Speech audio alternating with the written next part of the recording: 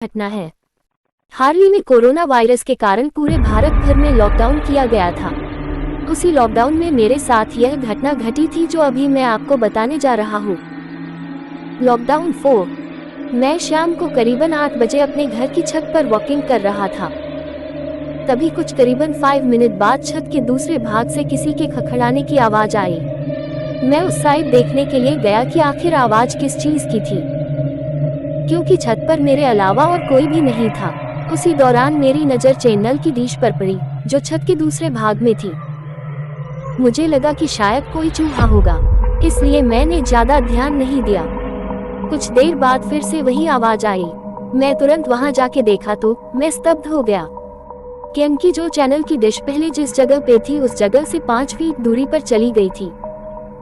मेरी समझ में कुछ नहीं आ रहा था, आखिर यह हुआ तो कैसे हुआ। बाद में मैं उसी जगह खड़ा रहकर देखने लगा कि क्या अब मेरी नज़र के सामने ये हिलती है क्या। देखते ही देखते अचानक वह डिश अपनी जगह से हवा में करीबन 2 फीट ऊपर उठकर नीचे गिरी और अपनी जगह पर हिलने लग गई। ये देखकर मेरे तो होश ही उड़ गए। मैंने तुरंत ही उस चैनल की डिश के मालिक को फोन किया और उन्हें छत पर बुला के सारी बातें बताई। पहले तो मेरी बात सुनकर उन्होंने यकीन नहीं किया, लेकिन जब यह हादसा फिर से उनकी नज़र के सामने हुआ तो उनके भी होश उड़ गए। कुछ देर बाद आसपास के लोग भी इकट्ठा हो गए। लोगों को लगा कि शायद कोई भूत प्रेत होगा जो ये सब कर रहा होगा। फिर हम सब ने उस डिश को रस्सी से बांध दिया और फैसला किया कि कल सुबह ही इस डिश को यहाँ से निकलकर फेंक देंगे। बस हम सब सो रहे थे, तभी मुझे छत पर किसी के घूमने की आवाज़ सुनाई दी। क्योंकि मेरा घर टॉप फ्लोर पे था, इसलिए जब भी छत पर कुछ भी हो तो सबसे पहले हमें सुनाई देता है। मैंने अपने घर वालों को जगाया और बताया कि छत पर कोई है जो घूम रहा है।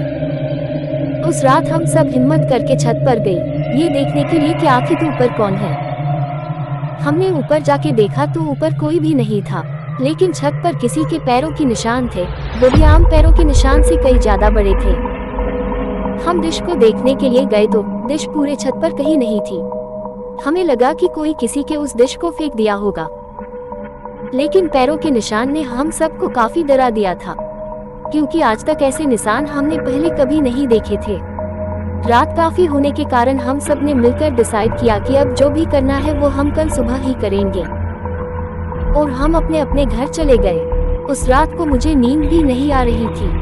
मेरे मन में केवल यही चल रहा था कि कहीं हमारे छत पर कोई भूत प्रेत का साया तो नहीं है। दूसरे दिन सुबह जब हम सभी छत पर देखने के लिए गए तो देखा कि वो डिश जो कल रात छत पर से गायब हो गई थी, वह डिश आज उसी जगह पर वापस आ गई थी।